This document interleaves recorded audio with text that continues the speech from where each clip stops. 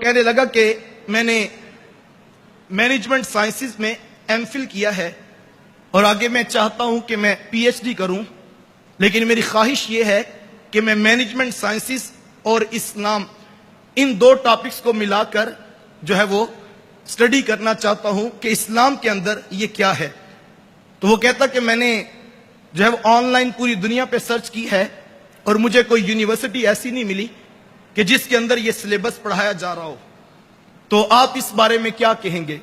تو اگر کوئی مجھے رہنمائی مل جائے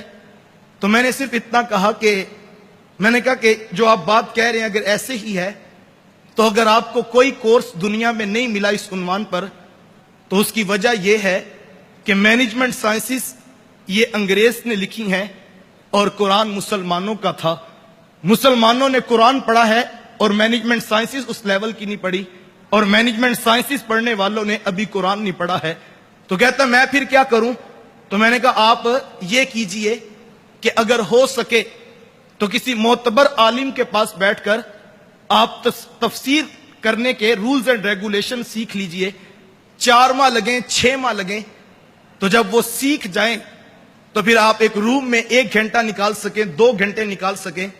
تو آپ جتنی مینجمنٹ سائنسز آپ نے پڑھی ہیں میں نے کہا وہ حاضر ذہن میں رکھ کر پھر آپ قرآن مجید کی تشریحات کو پڑھنا شروع کر دیجئے۔ میں نے کہا 6 ماہ یہ کام کیجئے تو یہ آپ کا پہلا قدم ہوگا۔ وہ ساری آیات دیکھیے جہاں پر اسلام کے قرآن نے مینجمنٹ سائنسز کو ڈیفائن کیا ہے، تو میں نے کہا یہ آپ کا پہلا قدم ہوگا، اور جب آپ اس پر کچھ کام کر لیں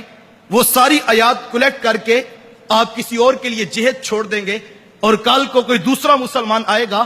تو وہ یقیناً اس پلیٹ فارم پر ایک نئی جہت متعین کرے گا اور یہ کام چلتا ہوا آگے بڑھے گا۔ اور میں نے کہا یہی ہمیں قرآن نے کہا تھا کہ افلا یتدبرون القرآن